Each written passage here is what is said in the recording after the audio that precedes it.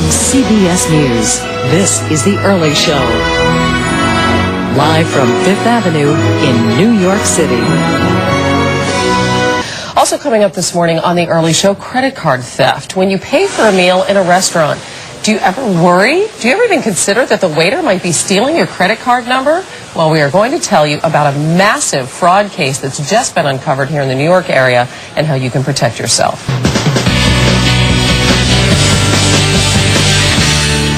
The last time you went out to eat, you probably didn't see identity theft on the menu. But investigators in New York City say that they have busted more than a dozen people who were serving up trouble. They were stealing IDs from customers at restaurants who simply handed over their credit cards, like we all do.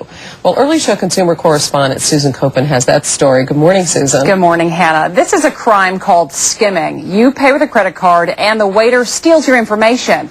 It's an easy crime to commit and it's easy to fall victim. Would you ever hand over your credit card to a stranger? No. You mean on the street? No.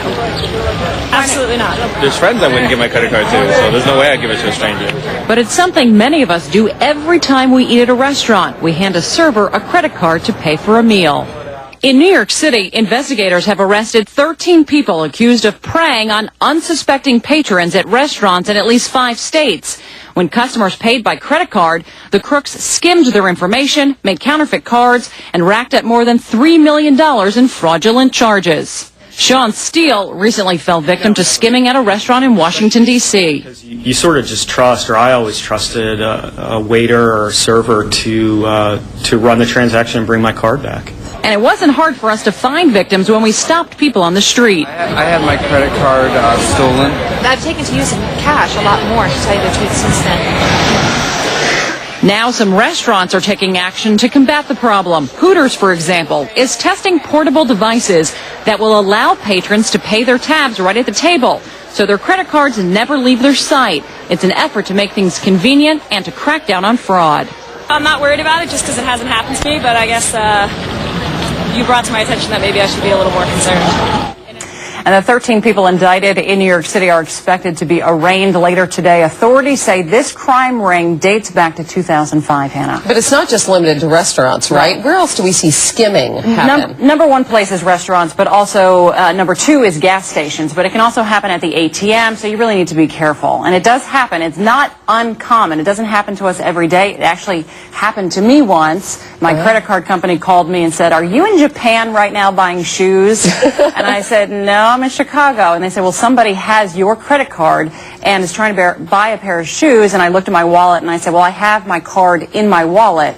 And they said, "Oh, you've been skimmed." Wow. So how does it work? If you hand your credit card over to, say, a waiter or a waitress, what's the process? How do they rip off your information? There's a little device called a skimmer or a wedge, and it can fit into the palm of your hand. It's this tiny little device. So you give the credit card, they walk over, that's a picture of it, they walk over and just in their pocket, they take it out and they skim your card. And then they move on and they actually do your transaction. That little device can hold hundreds of credit card information. Then they sell that information, they make counterfeit cards, and then they go on shopping sprees. So what can you do to protect yourself?